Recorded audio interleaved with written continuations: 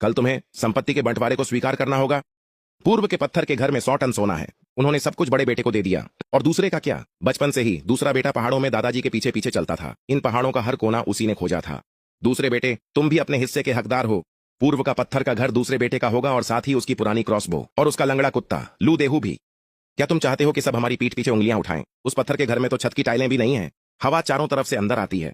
क्या तुम दूसरे बेटे को भूखा मरने के लिए भेजना चाहते हो? दादाजी, घर में बहुत जगह है। इसके अलावा दूसरा बेटा संतोष करना जानता है ना? दूसरे बेटे, मेरे बच्चे, दूसरे बेटे। मां का दिल टूट रहा है। मां जानती है कि हम तुम्हारा नुकसान कर रहे हैं, लेकिन तुम्हारे भाई की शादी इंतजार नहीं कर सकती। तुम हमेशा से समझदार रहे हो। अपने माता पिता का लिहाज करो। और क्या क्या दादाजी का इलाज भी तो है। हमने 600 उधार लिए थे। वह कर्ज कौन चुकाएगा? दूसरे बेटे, मेरे बच्चे, तुम्हारे भाई को दहेज इकट्ठा करने की जरूरत है। सच में हमारे पास अब पैसे नहीं है, इसलिए 600 का वह कर्ज तुम्हारे नाम पर रहेगा। कितनी बेतुकी बात है। सारी संपत्ति बड़े बेटे को जाएगी और 600 का पूरा कर्ज दूसरे बेटे के सिर मढ़ दिया गया है। इस तरह तुम उसे मौत के मुंह में धकेल रहे हो। दादाजी, ये फैसला मेरे माता पिता ने लिया है। आप मुझे कैसे दोषी ठहरा सकते हैं? दूसरे बेटे, तुम अभी जवान हो। तुम इसे धीरे धीरे चुका सकते हो। मैं तुम्हें नुकसान नहीं होने दूंगा। दूसरे बेटे, तुम अभी के लिए वसूली करने वालों को संभाल लो।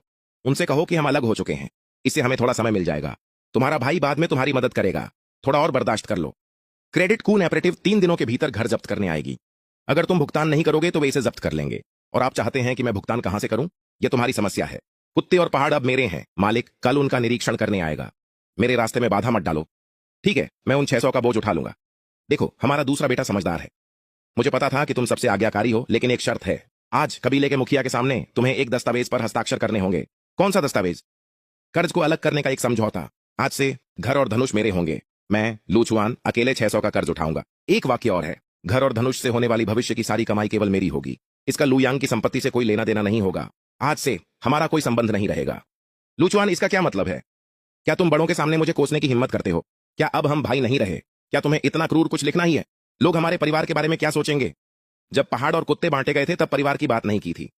दूसरे की बात सही है। अगर सारा कर्ज उसे दिया जा रहा है तो नियम स्पष्ट होने चाहिए।